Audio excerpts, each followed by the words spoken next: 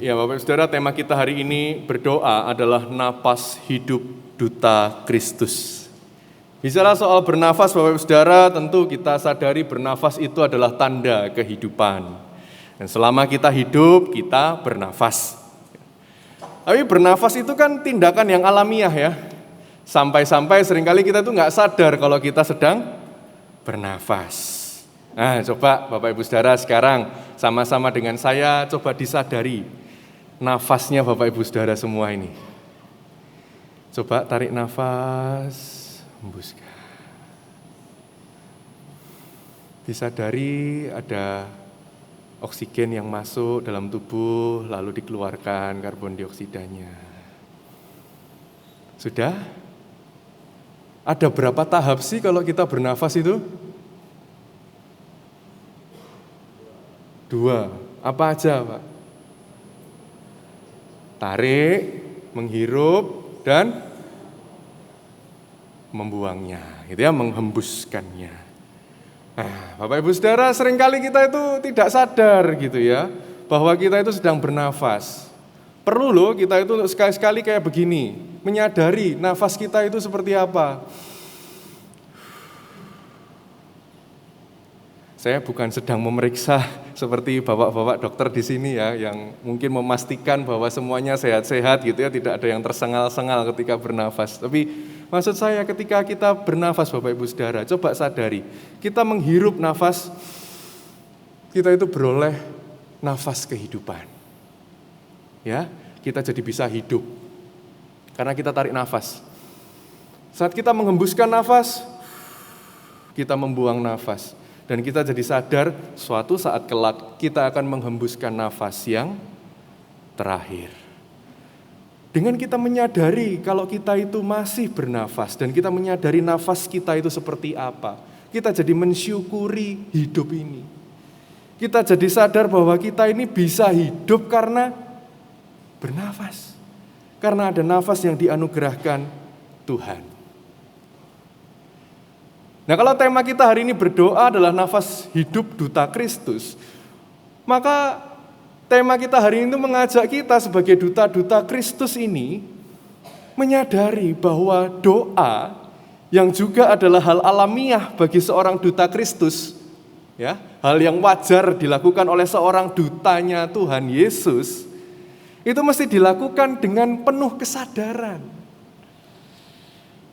Sadarilah bahwa doamu itu adalah sumber kehidupanmu sebagai duta Kristus. Bacaan kita hari ini Bapak Ibu Saudara menolong kita untuk menyadari gimana sih kalau seorang duta Kristus itu, murid Kristus itu benar-benar sadar bahwa doanya itu adalah nafas kehidupan buat kesehariannya, menjalani peran sebagai duta Kristus. Yang pertama Bapak Ibu Saudara, dari Injil Lukas 11 ayat 1 sampai 13 ini kita menemui bahwa melalui doa manusia itu berelasi dengan Allah. Kita lihat bersama-sama tadi Lukas 11 ayat 1. Dikatakan di sana, pada suatu kali Yesus sedang berdoa di salah satu tempat. Ketika ia berhenti berdoa, berkatalah seorang dari murid-muridnya kepadanya, Tuhan, ajarlah kami berdoa. Gitu ya. Permohonan ini disampaikan oleh murid-murid Yesus kepada Yesus yang baru selesai berdoa. Karena apa? Karena bagi murid-murid, doanya Yesus itu begitu mempesona. Kayak gimana doa mempesona? Nah, gini loh Bapak Ibu Saudara, bicara soal mempesona itu saya ibaratkan aja dulu dengan makan nasi goreng. Bapak Ibu Saudara pernah tentu ya makan nasi goreng ya? Pernah makan nasi goreng di restoran? Pernah. Pernah makan nasi goreng di rumah? Pernah. Pernah makan nasi goreng di pedagang kaki lima? Pernah ya? Saya juga pernah ke semuanya itu. Secara khusus mari kita ingat-ingat pengalaman kita makan nasi goreng di depan atau di pedagang kaki lima. kalau di pedagang kaki lima itu kan kita bisa ngelihat ya bagaimana dia memproses masakannya. Saya termasuk orang yang suka tuh seringkali memerhatikan bagaimana si tukang nasi goreng itu memasak. Karena menarik sekali gitu Bapak Saudara buat saya. Itu mereka itu kan kalau pedagang nasi goreng pasti bahan bakunya udah tersedia ya. Bahan-bahannya sudah lengkap. Lalu itu ngambil seplek.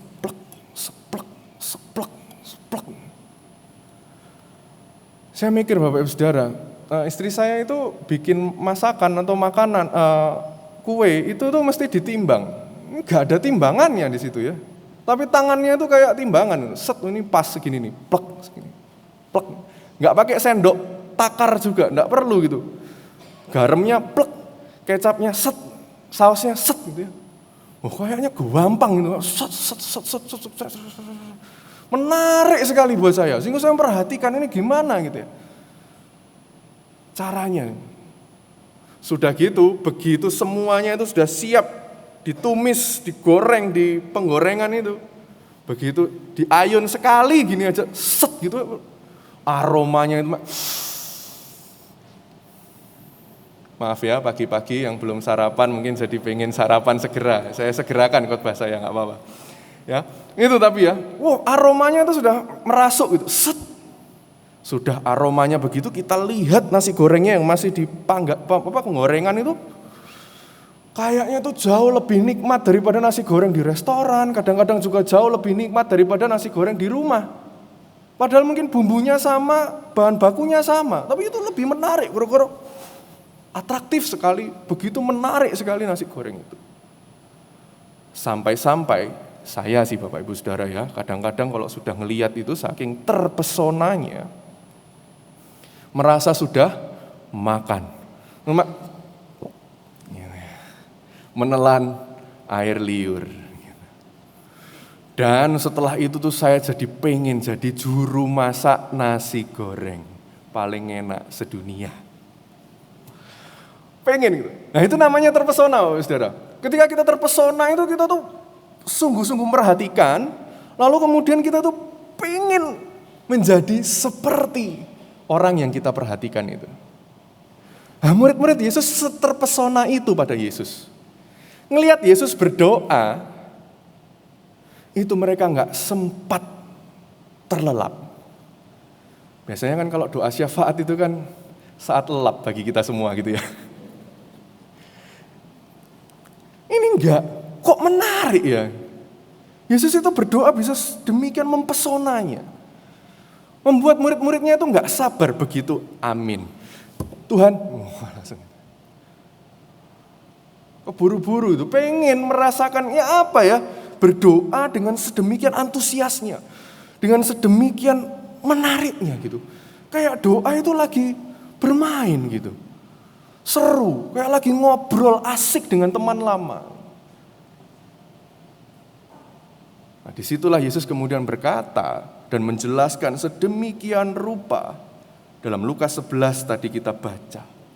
Bagaimana di situ ternyata Yesus menegaskan bahwa doa ini adalah perkara relasi. Saking akrabnya ia dengan Sang Bapa tentunya, maka doa itu begitu mengasyikkan, tidak menjemukan.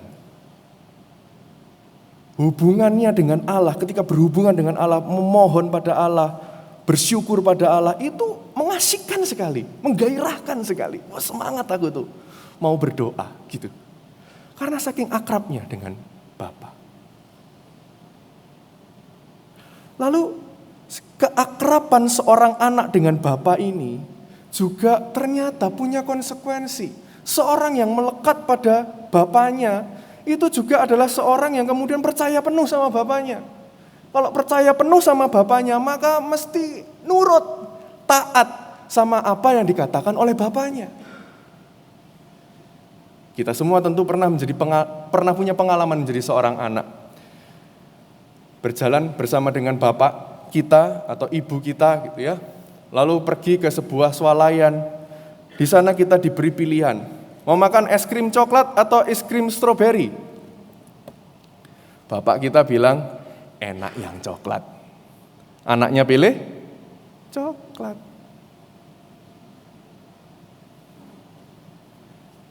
Yesus mau mengatakan bahwa ketika aku begitu akrab dan begitu bergairah itu, aku juga punya kesadaran bahwa aku sebagai anaknya itu tentu akan percaya penuh pada Sang Bapa dan akan nurut penuh sama Bapaknya.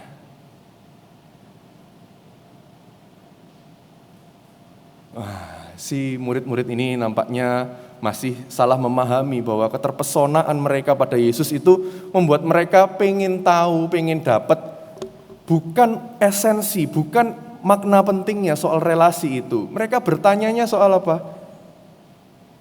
Ajar kami berdoa sama seperti yang diajarkan Yohanes kepada murid-muridnya. Mereka minta rumus doa. Jadi saudara-saudara, pada zaman itu memang rabi-rabi Yahudi, guru-guru Yahudi, agama Yahudi, itu memang memberikan biasanya tuntunan berupa doa-doa yang bisa dihafalkan oleh murid-muridnya. Kadang-kadang akhirnya dirapalkan oleh murid-muridnya ketika entah itu lagi kesepian atau ketakutan, galau, atau mungkin sedang sukacita gitu. Jadi biasa gitu. Nah, Yohanes ini juga dikenali memberikan doa-doa sederhana, rumusan-rumusannya itu. Dan murid-muridnya punya. Nah, rupanya murid-murid Yesus juga pengen. Dari Yesus mereka dapat rumusan doa yang bisa dirapalkan. Nah ini, jadi kalau pas doa, kalau lagi gelap gulita sendirian terus jadi bisa merapal gitu loh. Mungkin juga banyak yang murid-muridnya tuh salah paham juga, mungkin ketika ketakutan gitu mereka jadi doa gitu, mau jalan ke kamar mandi, Bapa kami di surga dikuduskan namamu, nah itu. Murid-murid Yesus tuh banyak yang menganggap dan mencari atau meminta pada Yesus adalah rumusan doanya seperti apa Tuhan, yang bisa tak hafalkan, yang bisa tak rapalkan sehingga bisa jadi sesuatu yang mungkin ku jadikan mantra. Yesus memang memberikan rumusannya. Tapi Yesus menegaskan bahwa rumusan ini ada dan di dalamnya termuat relasi tadi. Yang lebih utama dari rumusan ini adalah bagaimana kamu berelasi melekat erat pada Bapamu. Bapak pasti tahu apa yang dibutuhkan anaknya dan selalu memberikan yang baik buat anaknya.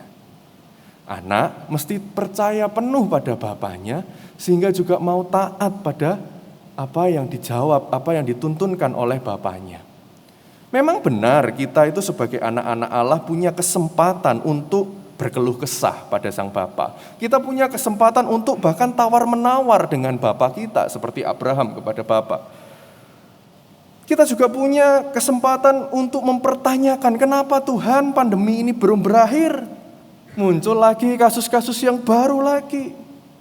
Tapi kedekatan relasi kita dengan Sang Bapa itu akan menolong kita untuk percaya penuh padanya bahwa segala sesuatu pasti baik adanya dalam tuntunan dan rencananya. Karena itu Bapak Saudara, ketika kita menyadari penuh bahwa doa adalah nafas hidup duta Kristus, lalu kita sadar bahwa poin utama yang pertama yang diberikan Yesus adalah doa itu bicara soal relasi kita dengan Allah. Dan relasi dengan Allah itu menantikan ketaatan kita padanya. Mari kita bertanya pada diri kita, apakah dalam setiap doa kita sungguh-sungguh sudah memelihara keakraban dengan Tuhan? Atau kita sedang lebih banyak merapalkan kalimat-kalimat doa semata kepada Tuhan?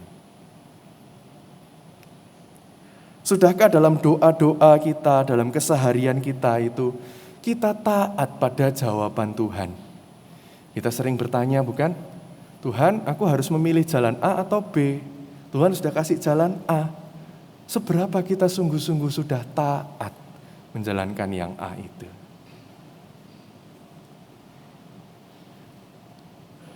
Seorang duta Kristus tentu akan melakoni hal itu dengan penuh kesadaran.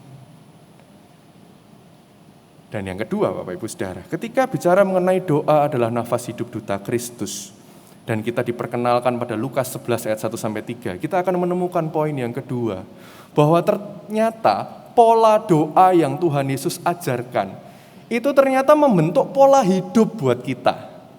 Saya meminjam istilah dari pendeta emeritus Swatami Suteja.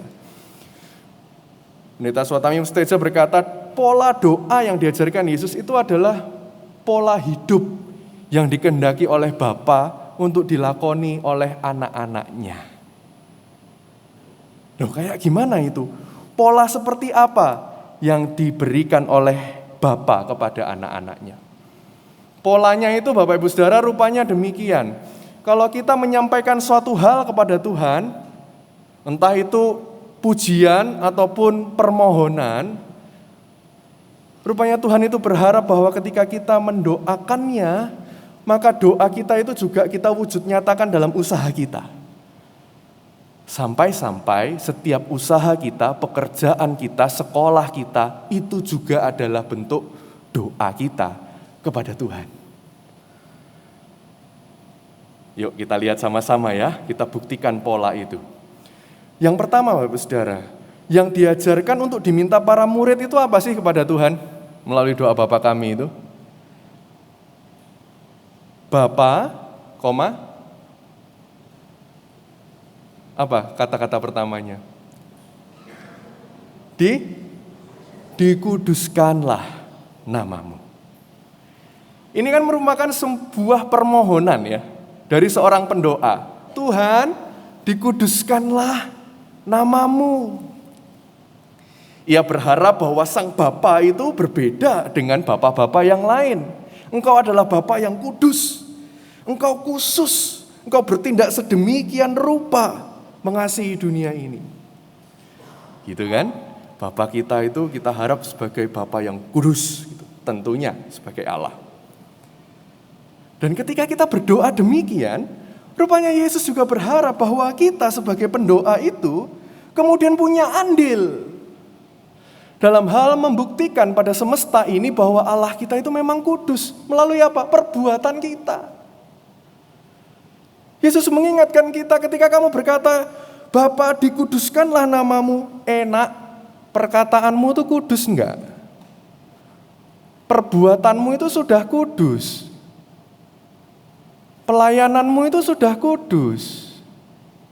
Caramu mengasihi pasanganmu itu sudah kudus. Caramu bekerja itu sudah kuduskah? Karena ketika kita berkata, ya Bapa dikuduskanlah namamu, mestinya semua keseharian kita juga mencerminkan betapa kudusnya Allah kita. Dia Bapa kita, lah kita anak-anaknya. Kalau Bapaknya kudus, anaknya ya mesti kudus. Gitu. Lanjut ke poin berikutnya pun. Setelah dikuduskanlah namamu, yang berikutnya, kedua, datanglah kerajaanmu. Lagi-lagi bicara soal permohonan seorang pendoa kepada Sang Bapa. Datanglah kerajaanmu. Menantikan bahwa kerajaan Allah yang penuh dengan kabar gembira, sukacita, penuh pengharapan itu hadir di dunia ini. Datanglah kerajaanmu. Di saat yang bersamaan murid-murid Yesus itu dikehendaki Tuhan untuk apa? Loh ya lakonono, ya jalanilah. Hadirkanlah kerajaan Allah di dunia ini. Kalau kerajaan Allah itu bicara tentang pengharapan teguh kepada Tuhan, gimana? Ketika kamu mengomentari teman pelayananmu, singer tadi, kamu akan berkata-kata seperti apa pada dia? Kalau seandainya dia pas tidak tepat cara bernyanyinya. Apa sih yang keluar dari perkataan kita? Memberikan pengharapan, semangat, ayo semangat, tadi sudah baik, yuk ditingkatkan lagi yuk kemampuannya. Menghadirkan pengharapan semacam itu, atau justru, alah, kan gak usah pelayanan sik tala, yuk ngono kok pelayanan. Mana sih kata-kata yang kita pilih? Datanglah kerajaanmu. Kelakuan kita mendatangkan kerajaan Allah atau mengusir kerajaan Allah. Itu ditanyakan oleh Bapa kepada anak-anaknya. Berikutnya pun juga masih polanya sama. Setelah permohonan tentang kemuliaan Allah, memohon kemuliaan Allah hadir di tengah dunia ini, berikutnya Yesus ya sadar, orang yang menunggu, menanti, berharap, yang dinantikan datang, itu butuh energi. Karena menunggu itu melelahkan ya, saudara ya. Yesus tahu, maka Yesus juga mengajarkan pada murid-muridnya, katakanlah, sampaikanlah, berikanlah kami setiap hari makanan kami yang secukupnya. Yesus sadar kok bahwa anak-anaknya ini butuh energi, butuh kecukupan energi. Maka Yesus juga menyilahkan anak-anaknya itu untuk berkata, berikanlah kami pada hari ini makanan yang secukupnya. Cukup ya Bapak Ibu Saudara ya. Berikanlah kami makanan yang secukupnya, bukan selesat-lesatnya atau semahal-mahalnya, ataupun sebanyak-banyaknya. Secukupnya.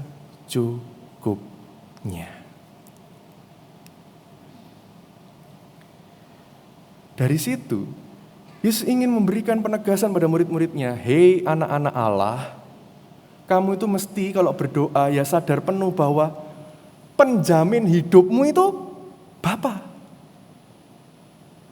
Percaya dong, percaya. Kamu mintanya sama Bapa. Nah, seorang yang percaya penuh bahwa hidup ini dijamin oleh Bapa, mestinya ekspresinya keluarnya gimana? Tidak khawatir.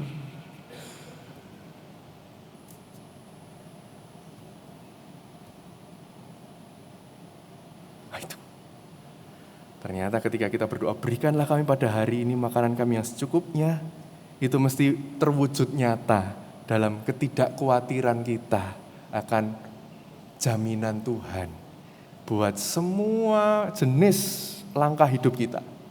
Mau di pekerjaan, di gereja, di sekolah, di masyarakat, di mana-mana. 3 kata ini tadi, susunan tadi ya, dari dikuduskanlah namamu, datanglah kerajaanmu, berilah kami makanan yang secukupnya. Sama ya polanya, kita mendoakan apa, mesti terwujud nyata. 2 lagi sisanya, juga sama. Permintaan selanjutnya adalah tentang apa? Pengampunan dosa. Pendoa diajak untuk meminta ampun kepada Tuhan. Bukan karena dia berhak menerima pengampunan. Nah ini repotnya kita suka-suka gitu ya. Tuhan ampuni aku karena aku berhak diampuni. Pasanganku ampuni aku karena aku berhak diampuni.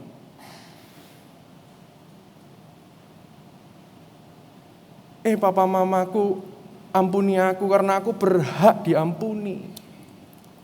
Gitu. Padahal Yesus berkata bahwa mintalah pengampunan karena apa? Karena memang kamu harus sadar, kamu juga memang punya kelemahan dan kamu punya dosa. Nah, dalam tradisi Yudaisme bahwa permintaan kepada Allah, Tuhan ampuni aku, itu mesti sejalan juga dengan apa yang dilakukan oleh si pendoa. Karena itu juga disebutkan, ampuni kami akan dosa kami sebab kami pun mengampuni orang yang bersalah kepada kami. Orang yang meminta pengampunan dari Tuhan, menerima pengampunan dari Tuhan, itu tidak bisa tidak untuk memberikan juga pengampunan kepada orang lain. Yesus mengingatkan betul nilai bahwa pengampunan itu sudah dianugerahkan Tuhan kepada kita. Ingat di Matius itu ada kisah tentang raja yang ngampuni hambanya. Utang sekitar 6 triliun gitu ya, menurut perhitungan teman-teman Komusa semalam. Utang 6 triliun diputihkan, diampuni. Terus si hambanya raja ini ternyata punya teman yang ngutang sama dia. Utangnya 10 juta. Dikejar-kejar. Gak mau ngampuni. Di situ mengingatkan bahwa memang mestinya, pantasnya kamu 6 triliun aja diampuni ya. Kalau ada orang yang utang sama kamu 10 juta ya diampuni. Ini bukan masalah angkanya, tapi betapa besarnya kasih Allah yang sudah mengampuni kita. Mestinya membuat kita itu hidup itu berlimpah pengampunan. Dan kita bisa mengampuni orang lain yang bersalah pada kita. Nah itu, ketika kita memohon pengampunan, ternyata Kristus juga mengajak kita untuk bergerak mengampuni orang lain. Dan yang terakhir, permintaan terakhir adalah si pendoa dilepaskan dari cobaan hidup.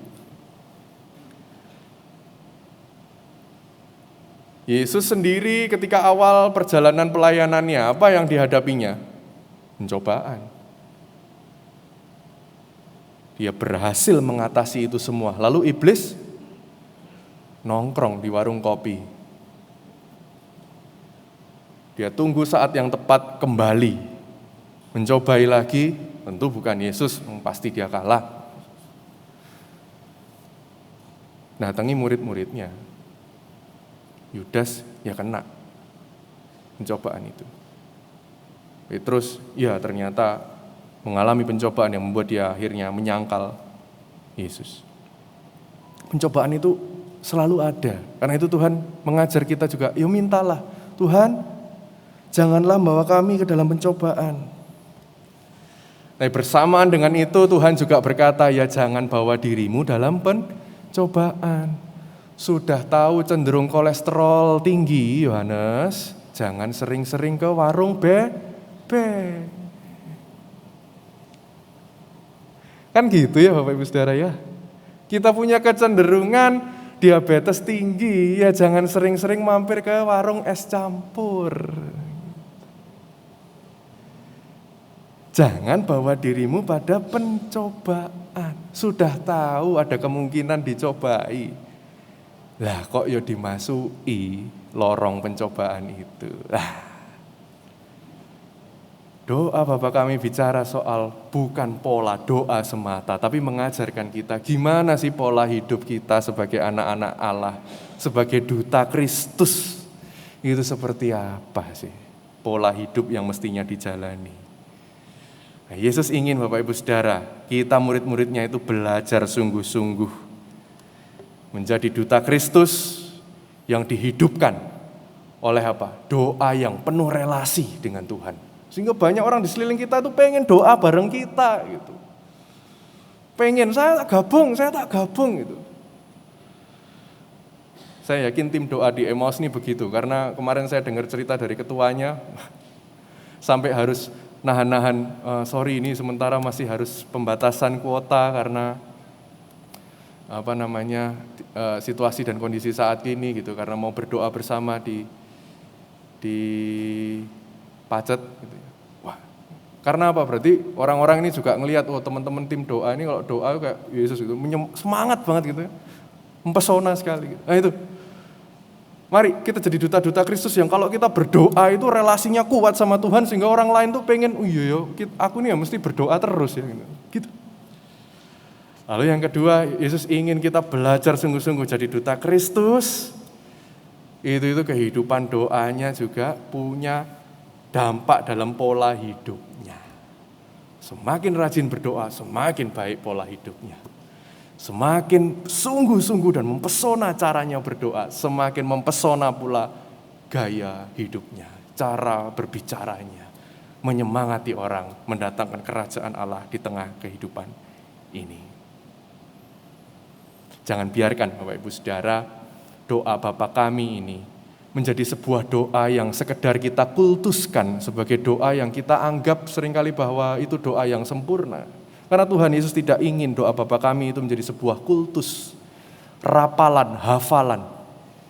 Yang kalau pada gilirannya kita mengucapkan geradul-geradul juga kita untuk mengatakannya. Geradul-geradul itu apa ya bahasa Indonesianya? Terbata-bata. Sungguh loh Bapak Ibu Saudara, ini koreksi evaluasi diri saya ketika mempersiapkan hal ini. Saya teringat pada kejadian betapa saya kadang-kadang memperlakukan doa Bapa kami sekedar sebagai sebuah hafalan atau rapalan kadang-kadang. Sehingga ketika selesai doa syafaat yang panjang, yang bikin ngantuk itu,